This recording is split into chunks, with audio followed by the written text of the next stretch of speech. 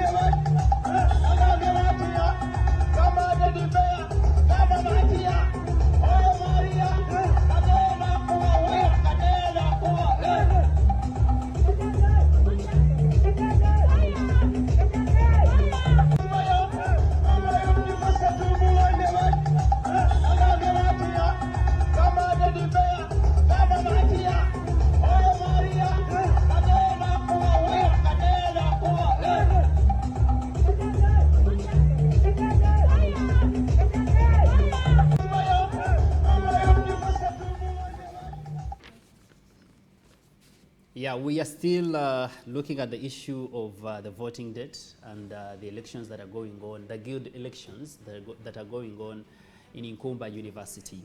The guild leadership voting date is on 26th this week, which is a Saturday.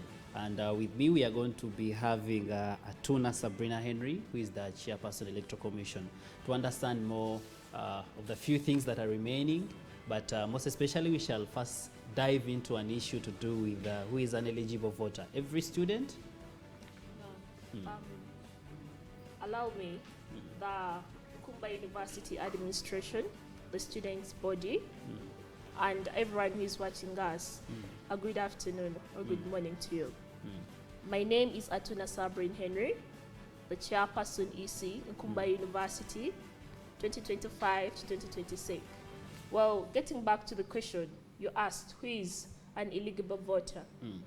Well, an eligible voter is someone who has covered 20% tuition at Nkumba University. And by Thursday, you'll be able to identify those people because we are going to print out the names of those people. So come 26th, ensure that you've covered 20% of tuition. So that would cooperate and not have any interference on that day. Thank you. What amounts to validate or invalidate a vote? Thank you so much. Let me start with a valid vote. A valid vote, basically, I'll start from the ballots. We are going to provide instructions on the ballot papers. However much I'm going to talk about it, before you go in and cast your vote, we're going to have brief instructions. One, what amounts to a valid vote is that you have to only use a pen that is going to be provided to you by the commissioners, and the tick should not exceed the box that is being provided. So ensure that you vote rightly for your leaders. Basically, we are going to look at a pen only. Last year, we had a scenario where someone used a pencil. That is an invalid vote. Was it provided by the EC? No, I don't know how it came about, but basically we're going to have strict rules. No one is going to enter with a pen or a pencil. We are going to provide you guys with the materials that you need. Strictly, it's going to be a pen, and it shouldn't exceed the box. That is what will amount to a valid vote. There is too much love where I can tick very many ticks in one box to show that I love him so much. That is an invalid box. For as long as it has crossed the provided box for that candidate, it is invalid. Okay. Yeah. What are the voting dates? Are we only voting on Saturday, or we have an extension of Sunday?